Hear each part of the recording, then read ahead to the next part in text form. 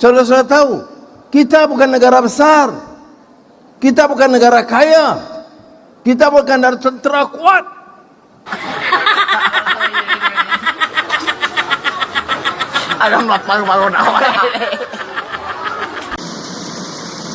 Terbukti, negeri Malaides itu selalu iri pada Indonesia, dengan segala pencapaian yang diraih Indonesia.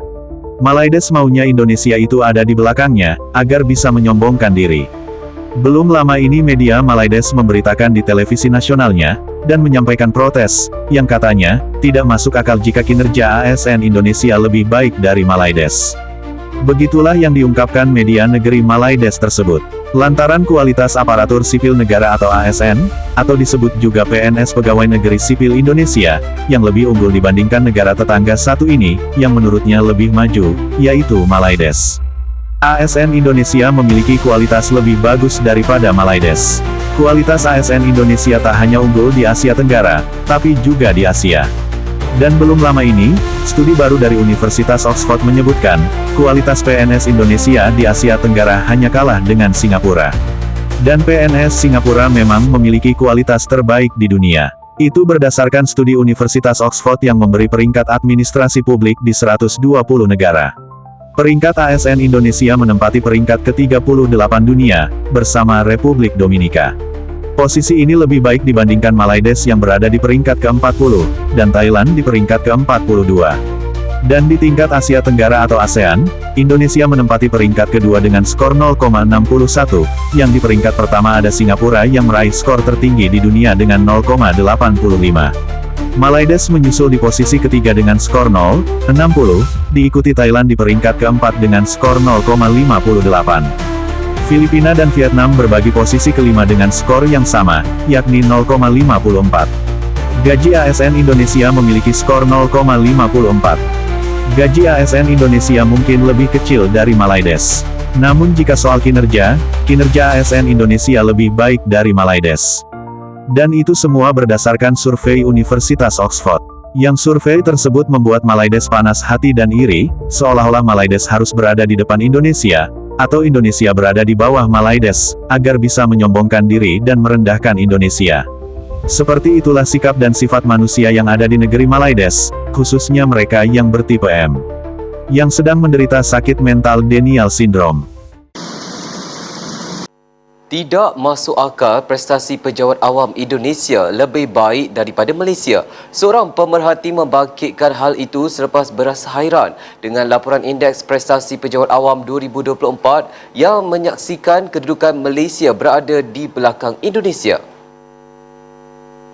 Menurut pemerhati, sedangkan populasi rakyat Indonesia mencecah 300 juta berbanding Malaysia yang mempunyai hampir 35 juta orang. Ekoran laporan itu, pemerhati berkata Perdana Menteri Datuk Seri Anwar Ibrahim dan Ketua Setiausaha Negara KSN Tan Sri Syamsul Azri Abu Bakar digesa buka mata untuk melihat kelompongan. Pemerhati mengulangi kritikannya apabila kerajaan yang mempunyai lambakan 1.6 juta penjawat awam ibarat menanggung biawak hidup sehingga mengheret kewangan negara ke jurang pembaziran dan bebankan pentadbiran negara setiap tahun. Katanya laporan didedahkan itu sendiri menunjukkan bahawa kritikannya berasas. Singapura muncul negara terbaik di dunia dalam Indeks Prestasi Pejabat Awam 2024. Menurut laporan Blavatnik Index of Public Administration, Republik itu berada di tangga pertama global dengan skor 0.85 jauh meninggalkan negara-negara jiran di Asia Tenggara. Manakala Indonesia di kedudukan ke-38 dengan skor 0.61,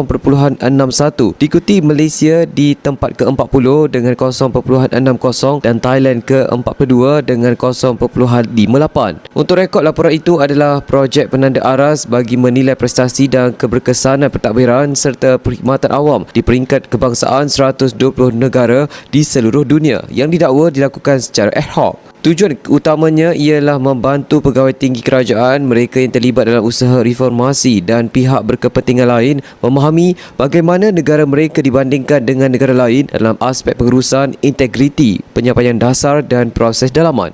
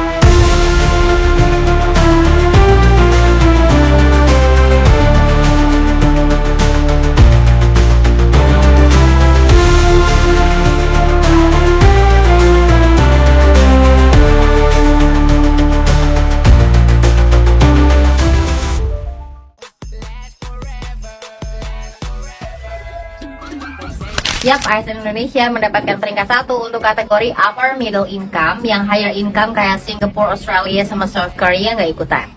Kategori itu biasanya untuk Filipina, Malaysia, Vietnam, Thailand, dan lain-lain. Apa aja sih kategorinya sampai kita bisa jadi juara 1? Yang pertama adalah kebijakan publiknya, yang kedua adalah efisiensi pelayanannya. Lanjut, yang ketiga adalah sumber daya manusianya, dan yang keempat adalah strategi kepemimpinannya.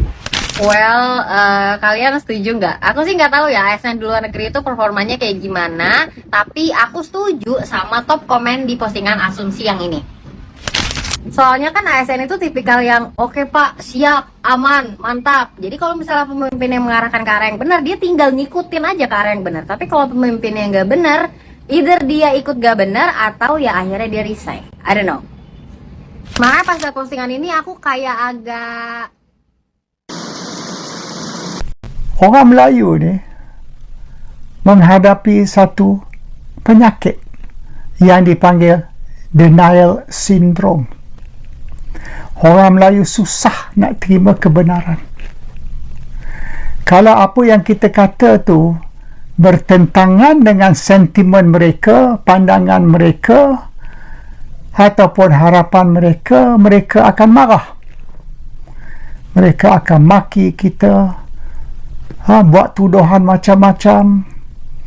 Awak sudah kena beli, awak sudah U-turn, awak nak cari jalan nak balik ke Malaysia, macam-macam andaian. Semua yang fitnah, tak betul. Tapi bagi mereka, biarlah fitnah pun, biarlah bohong sekalipun, asal dia orang boleh jawab apa kita kata dengan cara nak menyakiti hati, dia akan buat. Dan mereka tidak berhujah dengan logik atau rasional. Mereka tidak menjawab atau menafi pandangan kita dengan pandangan mereka.